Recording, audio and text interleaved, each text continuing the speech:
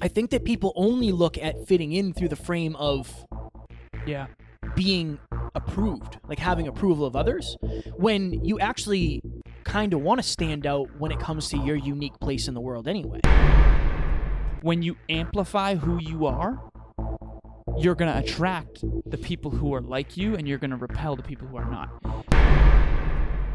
Ladies and gentlemen, welcome back to another very special, as always, episode of Next Level University, where we teach you how to level up your life, your love, your health, and your wealth. We hope you enjoyed our latest episode. It was last week's Meetup Monday, the power of identity and how to shift it. Today, for episode number 667, stop trying to fit in. So important. So important.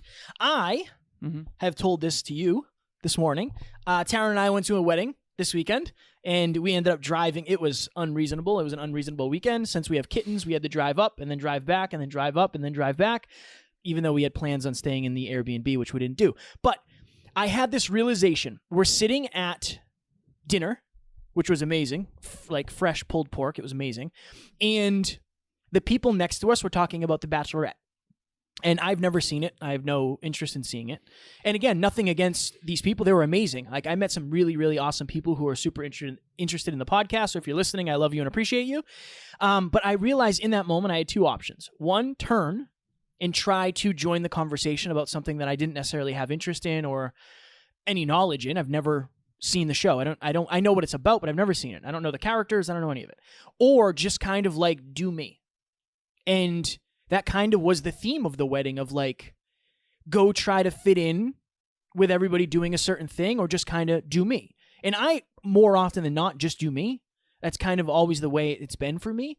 But I wondered to myself, how many people here are doing something because they feel like that's what they have to do to fit in.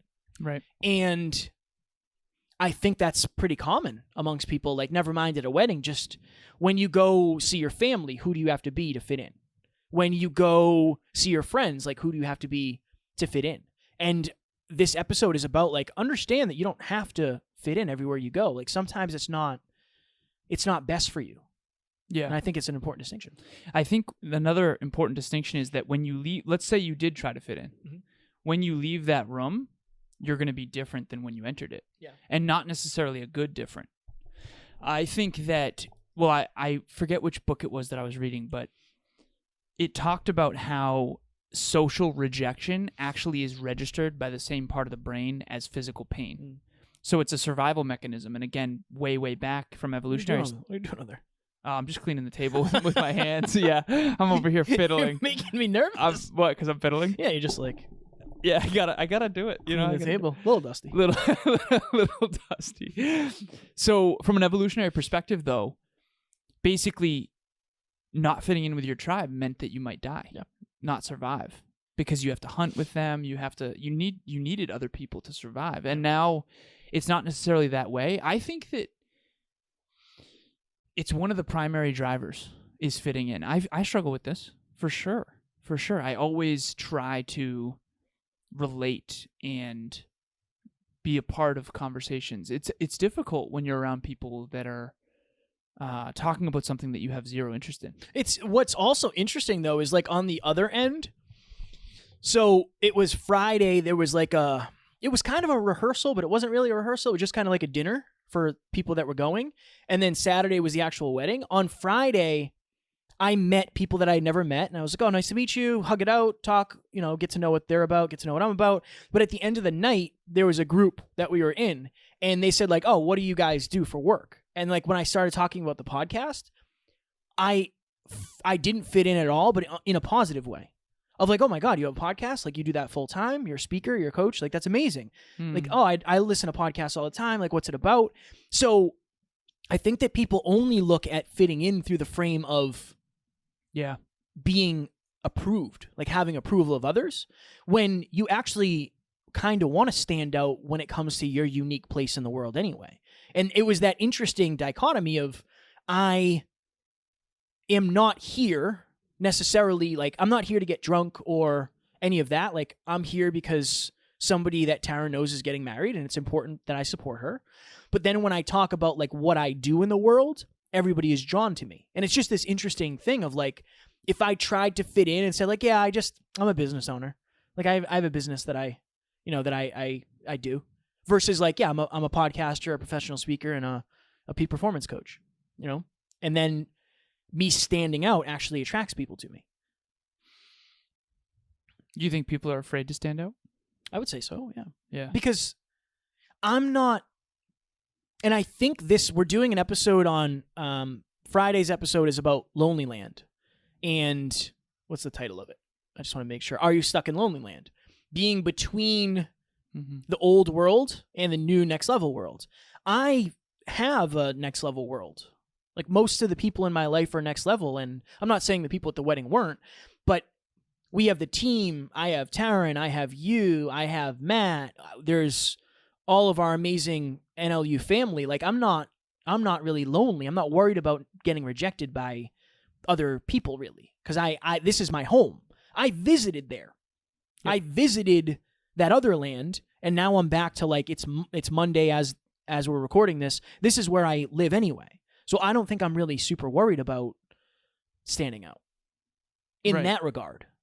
Well, I think you're less worried about fitting in that other world because you know where you fit. Yeah. And I think in a way, if I fit in too much in that world, I won't fit in this world. Exactly. I think I used to fit in really well. Like I was thinking that I would be hammered if this was 5 years ago, and I would have loved it.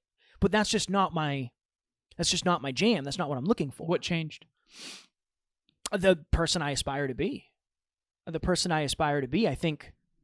And again, I don't want it to sound like I genuinely enjoyed meeting all these people. I met a lot of really funny people that we had good times. I played bag toss, and it was really good. But I just realized, like, for me, this is like, it's not the highlight of my month.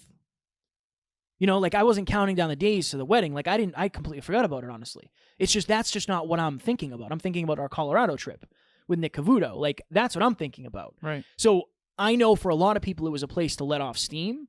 For me, it wasn't that. And also being around a ton of people isn't super cup filling for me unless it's like part of the mission. Because I think I'm just naturally introverted. So that's just not the way I'm wired. So that's what I would say. So I used to say this quote of like, if you're in certain rooms you want to be that are not necessarily congruent with who you aspire to be, you should be a tourist, but don't move in. Yeah. And I think everyone should be building their own proverbial home with their own community. If you're into personal development, get a part of a community that values that. One of the things that I often talk about in weddings, I think one of the reasons why people drink so much at weddings, and I've said this before on the show, is because everyone is put into a room for a common reason, but not because of common core values. And I'll explain. So what's the name of the couple that got married? Chris and Marina. Chris and Marina. Okay. So everyone in that room would normally not spend time together. Oh, you're Jeff. Snag that. So our background just switched. But so Chris and Marina, everyone who cares about, that's the only core value that everyone guarantees have in common, is that they all knew Chris and Marina. Right. Whereas I talk often about core aspirations, core values, and core beliefs. I guess let me ask you this. All great people that you met, wonderful time, do they have core aspirations similar to yours? If I had to guess, I would say no, but this is also an interesting thing. In order to quote-unquote fit in, you probably wouldn't be talking about deep stuff anyway. Really? Like, okay, when you go to a wedding, you're not necessarily talking about changing the world. It would depend on who I was talking to. Right. But more often than not, it's probably, the chances of you having that conversation are way less than anything else, probably. Believe it or not, I feel like I find people who do want to talk about that kind of thing, but I understand what you're saying. So I think in a way, the last wedding that I was at, I ended up in the hallway at 2 a.m. talking to my buddy Ramsey about like what he could do if he really wanted to, and it was about changing the world. That makes sense. But I think I would say like I didn't necessarily bring it up. So it's like, what if I didn't go far enough outside of fitting in to just be like me and want to talk about personal development or self-improvement with everybody? That wasn't something I was doing, so I don't know. Hi everyone, my name is Bianca Thomas. I am the host of the Y Power podcast, and I'm also a client of both Kevin and Alan.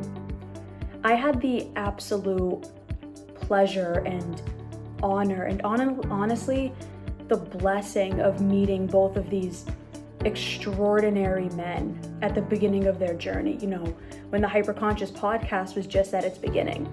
And to keep it short and sweet, these two guys have completely changed my life. Because of them, I've been able to really learn how to love myself, to express myself, to go past my fears and have the courage to do things that I never thought I would have done, like having my own podcast. I'm a little over time, but I just want to say, you know, if there's anyone out there who wants a coach, who wants help, who wants two people to lean on, it's these two guys. They are rare, extraordinary men, and I'm so lucky to have them in my life. I think the law of attraction would have worked more had you done that. Yeah. And I think that this is a good lesson for everyone listening. When you amplify who you are, you're going to attract the people who are like you, and you're going to repel the people who are not. So, for example, when those people mentioned The Bachelorette, everyone who loves The Bachelorette started probably engaging more with them. Everyone who didn't like The Bachelorette probably started engaging less with them. So everything is, when you enter a room, think about it this way. You have like a string attached to each person, and you can either weave a stronger string, aka connection, or cut the string, or make it less stringy, for lack of better phrasing. Like, let's say you were, you and Taryn are super into personal development. Let's say you started talking about that. Let's say you started proactively having conversations about personal development, just like they were about The Bachelorette. What if you talked about personal development and next level you and what you're doing in the world, all that stuff? I bet you some people would be more attracted to talking about that stuff, and other people would not want to have the conversation. One thing that I've found is it's almost like this. The person you aspire to be has to be stronger than your desire to fit in. You have to be more committed to staying in alignment with your highest self. And we're going to do an episode on this dropping next Monday about alignment, but you have to be more committed to staying aligned with your highest self than you are committed to fitting in. And that's very, very difficult if you don't aspire and if you don't have clarity on who you aspire to be. Like, Kev, who you aspire to be is so clear at this point that there's more downside to you straying from that. Yeah. Whereas if someone didn't really know, and I'll say this as well, I've talked about, Zig Ziglar used to say how you're either a wandering generality or you're a meaningful specific. And it's not 0 to 100%, or it's not like 0 or 1, it's 0 to 100%. So like, when 5 years ago, when you said you would have gotten drunk, I would argue that you were more of a wandering generality. You didn't know as much who you are, what you value, and who you aspire to be. And now you're so clear on that you're not willing to stray as much. Yeah. So if you're out there right now, are you a wandering generality, meaning you don't really have that much clarity on who you are or who you aspire to be? Or are you a meaningful specific? You know exactly who you are, exactly who you aspire to be, and exactly why that is. The who, what, when, where, why. From 0 to 100%, if 100% is meaningful specific, where are you, do you believe, compared to, 5 years ago? Oh, man. Probably like 85%. What about do you think that some of the people, again, wonderful people, do you think you were more clear or less clear on who you are and who you aspire to be than most of the people at the wedding? Because I think you and I are blessed in that. Sorry, I keep touching your foot. No, it's all but right. I remember at Brennan Burchard, you and I were clearer than most people, and we were very surprised that people are saying like 2 out of 10, 3 out of 10. That's another thing too that I want to make sure. Okay, one of the reasons I do care what people think about me for sure, but one of the reasons in that room where it's like I'm not really worried about other people's expectations of me, I'm not really worried about fitting in, is because I know I'm on purpose elsewhere. So it's like I don't need to get approval from other people necessarily, because I know when Monday comes, I get to go back to my thing. Yeah. I get to go do what I do. This isn't my land. This isn't where I thrive. It's not even where you want to thrive. I would have 5 years ago. Like I'm Can we telling go you, into why? because I would have been drunk, and I want to be the funny kid. No, why would you want to thrive? You would have thrived 5 years ago, Because but it you would have wanted been to. it would have been a good opportunity for me to get some, not significance necessarily, but like some variety. It would have been fun to like get drunk and talk to people and play bags and probably make an ass of myself. It would have been fun and unique. It would have been a fun, unique experience that I didn't go in with an intention. Like I would have gone in with a different intention. That's the answer. I would have. What was the intention you went in with? My intention was to be me, like just to be who I wanted to be, genuinely. Like that's what I told Taryn. Like I just want to be what I want. That's it. Like I'm gonna be a good person, right? I'm not gonna be mean or anything. I know I'm gonna make a lot of friends, but like that's not. I'm just going to go. I just want to enjoy the experience, and then that's it. Yeah. Like, I'm not really looking for anything else from it. And again, that might sound cruel, or it might sound like super manufactured of like, well, can't you just have fun? We had fun, I promise. Tara and I had a good time. But I'm thinking more than just the experience. Like I'm people watching. Like, oh, how does that person react to this? How does this couple dance? Like, where is he looking when he's talking to her? Where is she looking when he's talking to him? Like I'm people observing. So that was one of my things too, is like to learn people better there. So you made a new expectation of yourself that superseded the expectations of the room. Yeah. I've been setting that intention a lot lately, which is just, and I talked to you about this on the car ride here. Kevin and I were on the phone. It's almost like there's a strong, I think that self-love, self-worth, and self-esteem and self-confidence are like a protective bubble that protect you from straying from who you are, straying from aligned with your highest self. And I think that you setting the intention prior to the wedding to stay yourself, to stay me, and to stay in alignment, I've been doing a lot of that lately. And it's almost like, yeah, when you feel loved closest to home, and by closest to home, I mean love yourself. You love who you truly are, not from an ego place, but from a sincere, like I really value myself. I really value who I am and what I do in the world and why I do it. You don't need to get validation externally. You don't need to seek it. You don't need to seek it nearly as much, especially when you know you're going back to that. It's powerful. I had something, but I lost it. Take your time, man. Oh, no. I don't remember what it was. It was just an add-on to what you were just talking about. Regarding self-love, self-esteem, or your expectations of yourself versus the expectations of the room. You went in and set an expectation for yourself. Remember, Kevin gained self-respect when he stayed in alignment. That's what it was. Okay. I very easily could have, and again, this is like very deep what we're talking about, so I want everybody to understand that. I very easily could have been valued for something different. I could have been the drunk fun guy. That's who I am. Like that's not who I am. That's who I can be if I want to be. Mm-hmm. I just didn't want to.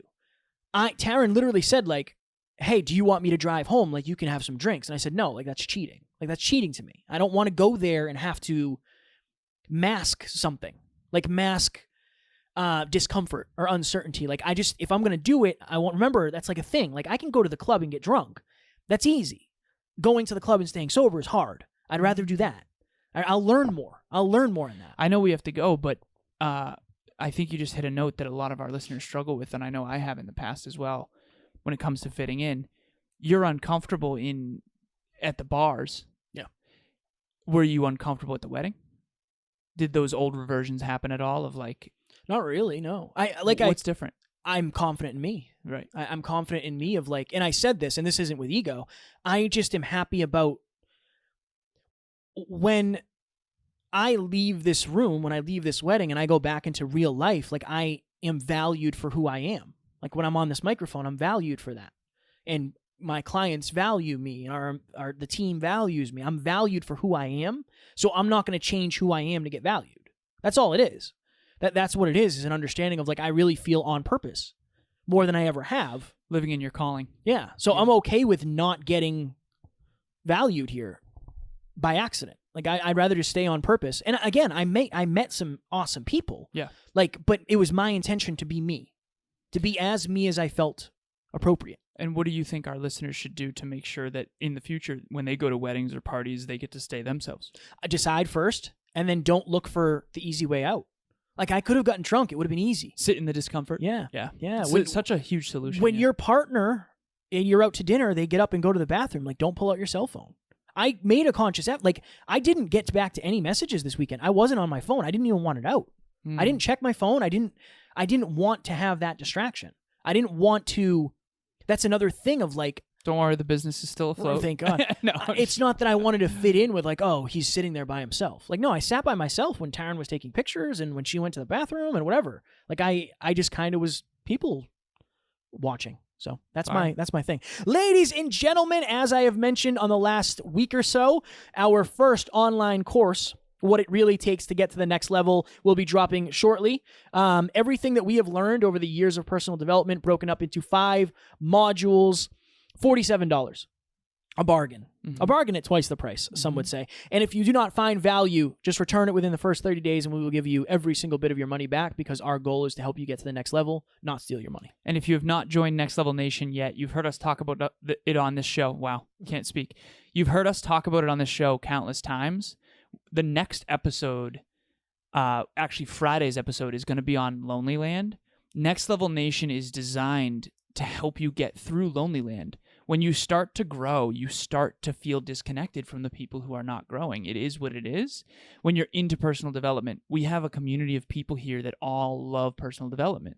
Growth is the common denominator. So if you want to fit in, make sure you're fitting in with the right crowd. Join Next Level Nation. It's in the link in the show notes, and we hope to see you there. Boom. Ladies and gentlemen, we enjoyed this episode. We hope you did also. Our next episode is from last week's meetup. It's the Q&A. Is the story I am telling myself helping me or hurting me? A very, very powerful and important question. We love you. We appreciate you. And as always, we do not have fans. We have family. We will talk to you tomorrow. Talk to you soon. Bye.